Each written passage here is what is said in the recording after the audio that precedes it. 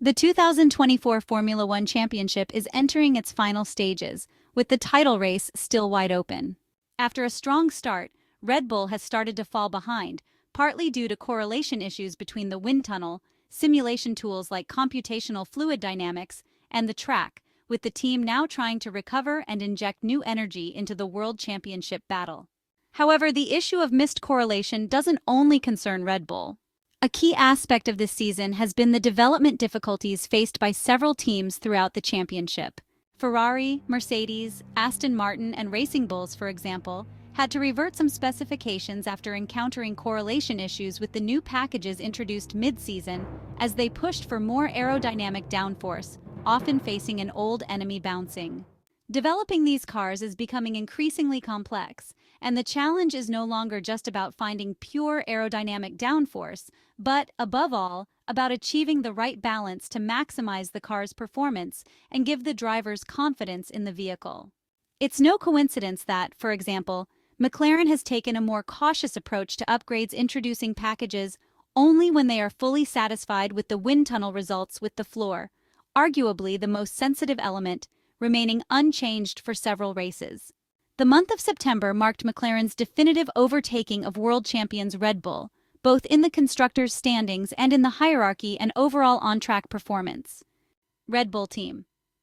Principal Christian Horner explained that the issues with the RB20 single-seater were due to an incorrect correlation between the design tools and the track, which made it difficult to analyze how the updates were affecting the car's drivability and balance. This is a classic case of correlation problems, but different from those before the ground effect regulations. Aerodynamic design in Formula One follows a process composed of three main phases. The first is virtual simulation on the computer through computational fluid dynamics analysis, followed by testing in a scale model in the wind tunnel. The final step is the installation of the new parts on the car, where correlation is immediately checked, verifying that the data measured on the track matches the predictions from the computational fluid dynamics and wind tunnel. If the results don't match, it's called a correlation problem, which is sometimes unavoidable given that design tools can't account for absolutely every facet of the real world. Since the 2021 Formula One Championship, the sporting regulations also limit the resources available for computational fluid dynamics, both in terms of computing hours and the number of processors, encouraging teams to set up simplified simulation models, analyzing only the most relevant aerodynamic phenomena.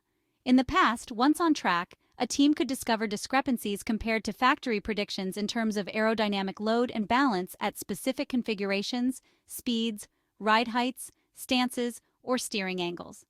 Although these same episodes can still occur with the current cars, the correlation problems Christian Horner refers to are far more difficult to identify and fix, considering the complexity of ground effect single-seaters. In the wind tunnel, teams have rotating platforms that allow them to move the car relative to the headwind, simulating different scenarios to understand the behavior of the airflow in corners, where instability problems often arise. In 2023, Ferrari team principal Frédéric Vasseur discussed the team's correlation issues at the time, explaining that when new developments were introduced, they observed the expected gains on the track. According to the French manager, when the wind tunnel predicted an increase in load, the same results were seen on track under identical conditions and configurations. However, discrepancies arose in aspects and dynamics that couldn't be analyzed through computational fluid dynamics or the wind tunnel. He noted that fine-tuning new developments was sometimes easier on the track, as certain elements of the car couldn't be replicated in the wind tunnel, a challenge now amplified by the introduction of ground effect. The reasons lie in the current regulations. The cars in use up to 2021 ran higher and farther from the ground, a condition that could be accurately analyzed in the wind tunnel. Ground effect cars, however, run much closer to the ground, with the floor becoming far more powerful in terms of generating downforce. This introduces aerodynamic anomalies that cannot be replicated outside the track. A particularly critical situation is that of porpoising.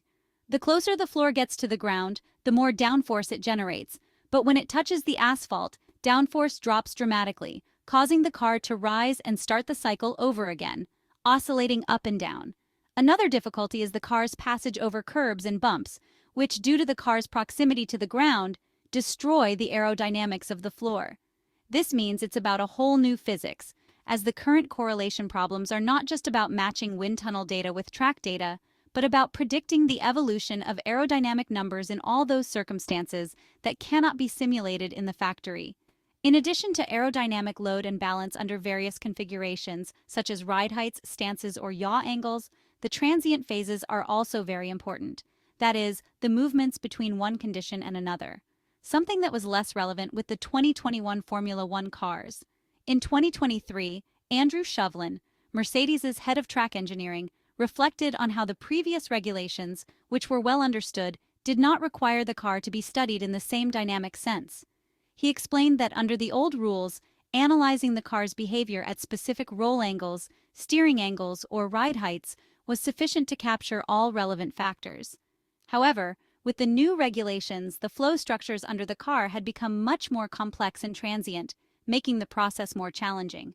With ground effect Formula One cars, there are now aspects of the real world that computational fluid dynamics and the wind tunnel simply cannot capture.